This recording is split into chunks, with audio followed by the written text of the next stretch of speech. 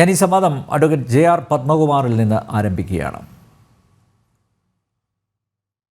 Advocate JR Padmakumar, മുഖ്യമന്ത്രിക്ക് രൂക്ഷ വിമർശനം. ഇന്ന് ഉണ്ടായ സംഭവങ്ങളൊന്ന് താങ്കളുടെ ശ്രദ്ധയിൽപ്പെടുത്താം. മുഖ്യമന്ത്രി മാറാതെ ഭരണം നന്നാകില്ല എന്ന് SNDP യോഗം ജനറൽ സെക്രട്ടറി വെള്ളാപ്പള്ളി നടേശൻ പറയുന്നു.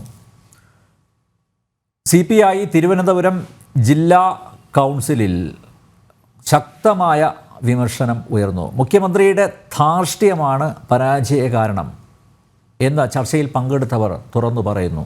മാത്രമല്ല, ഭരണവിരുദ്ധ വികാരം കേരളത്തിൽ അലയടിച്ചു എന്നും ഇടതുമുന്നണിയിലെ പ്രധാന ഘടകകക്ഷിയായ CPIയുടെ ഭാഗത്തു നിന്നും വിമർശനം ഉയരുന്നു.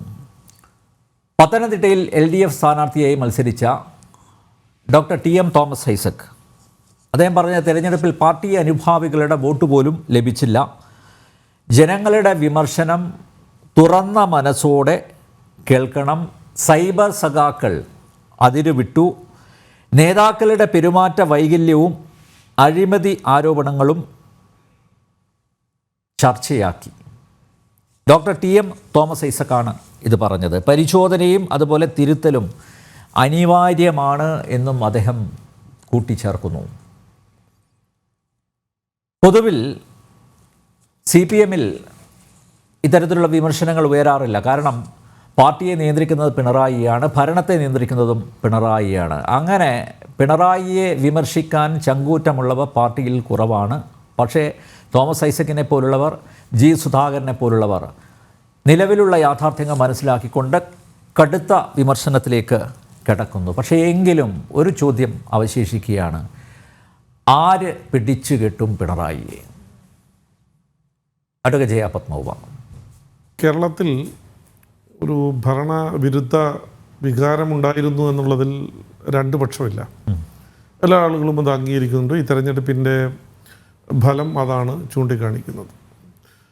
സ്വാഭാവികമായും ഭരണത്തിന് നേതൃത്വം കൊടുക്കുന്ന പാർട്ടി എന്നുള്ളതിൽ, അല്ലെങ്കിൽ ഇതിൻ്റെ നേതാവ് എന്നുള്ള നിലയിൽ അതിൻ്റെ ധാർമ്മികമായ ഉത്തരവാദിത്വത്തിൽ നിന്ന് പിണറായി വിജയൻ ഒരിക്കലും മാറി നിൽക്കാൻ കഴിയില്ല. പക്ഷെ കേരളത്തിൽ സംഭവിച്ചിരിക്കുന്നത്, ഈ ഇടതുപക്ഷ പ്രത്യേകിച്ചും CPMനെ ഇപ്പോൾ പിണറായി വിജയൻ നമ്മുടെ മുഖ്യമന്ത്രി ഹൈജാക്ക് ചെയ്തിരിക്കുന്നു എന്നുള്ളതാണ്. കഴിഞ്ഞ കാലങ്ങളിൽ നമ്മളൊക്കെ മനസ്സിലാക്കിയിട്ടുള്ളത് പാർട്ടിയായിരിക്കും ഗവൺമെൻറ്റിനെ ഹൈജാക്ക് ചെയ്യുന്നത് എന്നുള്ളതാണ്.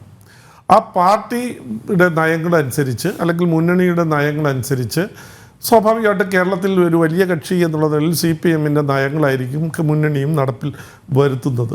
മുഖ്യമന്ത്രി ആരായാലും അദ്ദേഹത്തിൻ്റെ ചെയ്തികൾ നിയന്ത്രിക്കുന്നത്, അദ്ദേഹത്തിൻ്റെ പ്രൈവറ്റ് സെക്രട്ടറിമാരെ നിയമിക്കുന്നത്, അദ്ദേഹത്തിൻ്റെ ഓരോ പ്രവർത്തികളെയും വിലയിരുത്തുന്നത്, അതിനെ നിയന്ത്രിക്കുന്നതും സൂക്ഷ്മതയോടുകൂടി പരിശോധിക്കുന്നതിനും പാർട്ടി എന്നുള്ളൊരു സംവിധാനം ഉണ്ടാകും.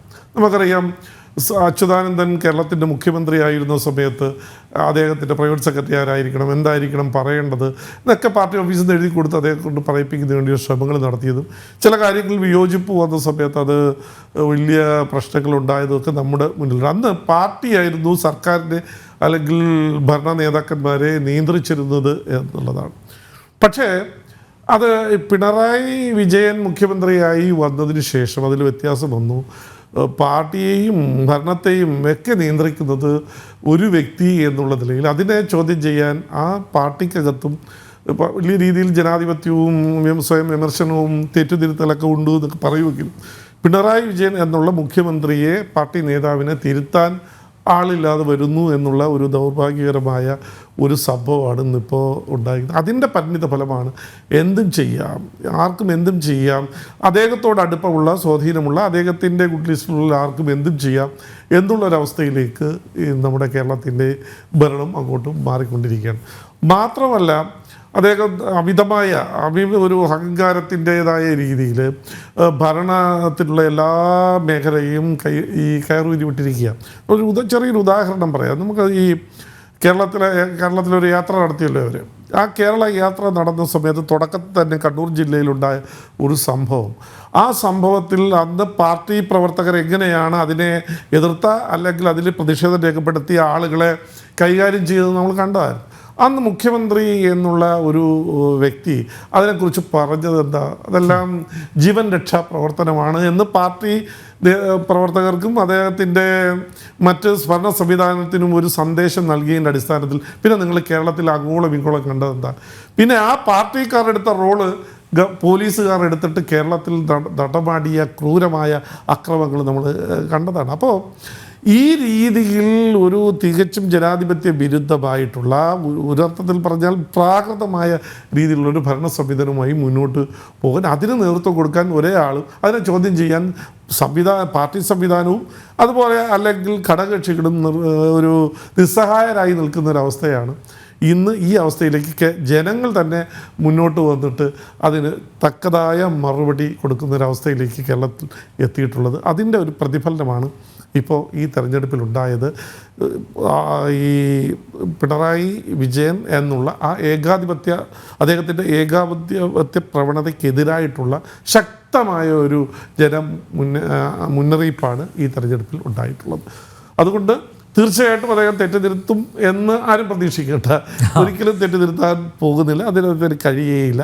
അദ്ദേഹത്തെ കൊണ്ട് തിരുത്തിപ്പിക്കാൻ ഇന്നത്തെ സംവിധാനത്തിൽ പാർട്ടിക്ക് കഴിയുകയുമില്ല എന്നുള്ളതാണ്. പക്ഷെ പാർട്ടിക്ക് അധികാരമാണ് ഏറ്റവും പ്രധാനപ്പെട്ട. പാർട്ടിയുടെ കൺസേൺ എന്ന് പറഞ്ഞാൽ അധികാരം നിലനിർത്തിക്കൊണ്ട് പോവുക. അതിനിപ്പോൾ എന്താ ചെയ്യുക എന്നുള്ളത്, ഇതിനെ സഹിക്കുക എന്നുള്ളത് മാത്രമേ ഉള്ളൂ. അതാണ്. പക്ഷേ ഈ ഒളിഞ്ഞും തെളിഞ്ഞും ഉള്ള ഇതേപോലുള്ള പത്രമാധ്യമങ്ങൾ കൂടിയുള്ള പ്രതിഷേധവും ഞങ്ങളൊക്കെ വിമർശിച്ചു എന്ന് പറയുക. മുമ്പൊക്കെ നമുക്കറിയാം പാർട്ടിയിൽ നടക്കുന്ന വിമർശനങ്ങൾ പുറത്തറിയുന്നില്ല എന്നുള്ളതാണ്. അല്ലെങ്കിൽ വിമർശനം ഉണ്ടോ ഇല്ല എന്നുള്ള കാര്യം ഏതെങ്കിലും രീതിയിൽ ഗോസിപ്പുകൾ മാത്രമാണ് അറിയുന്നത്. ഇന്ന് പക്ഷേ നേരിട്ട് ഒരു ചെറിയ രീതിയിലെങ്കിലും നേരിട്ട് പത്രമാധ്യമങ്ങളോട് പറയുന്ന ഒരവസ്ഥയിലേക്ക് വന്നിട്ടുണ്ട്. അതൊരു പോസിറ്റീവായിട്ട് തന്നെ നമുക്ക് കാണണം. ഭാവി നമുക്കിത് കണ്ടറിയാം എന്തായിരിക്കും നടക്കാൻ പോകുന്നത്. പക്ഷേ എൻ്റെ വ്യക്തിപരമായ അഭിപ്രായത്തിൽ ഒരു തെറ്റുതിരുത്തലിലും പോകുന്നില്ല, ആരും അദ്ദേഹത്തെ പിടിച്ചു കെട്ടാനും പോകുന്നില്ല. ഇത്തരത്തിലുള്ള ഈ ക്രൂരമായ ഒരു ഭരണ സംവിധാനവും അഴിമതി നിറഞ്ഞൊരു ഭരണ സംവിധാനവും കൂടെ നിൽക്കുന്ന ആളുകൾക്ക് എന്തും ചെയ്യാൻ കഴിയുന്ന ഒരവസ്ഥയിലേക്ക് ഈ ഭരണം പോകും. അത് ഈ ഇടതുപക്ഷ പ്രസ്ഥാനത്തിൻ്റെ മറ്റ് പല സംസ്ഥാനങ്ങളും, പ്രത്യേകിച്ച് കമ്മ്യൂണിസ്റ്റ് പ്രസ്ഥാനങ്ങൾ തകർന്ന് അടിയാൻ ഇടയാക്കിയതിൻ്റെ ഒരു ഒരു ഒരു ഒരു ഒരു സാഹചര്യമുണ്ടല്ലോ, അത് കേരളത്തിൽ സമീപഭാവിയിൽ സംജാതമാകുമെന്നുള്ളത് സംശയമില്ല.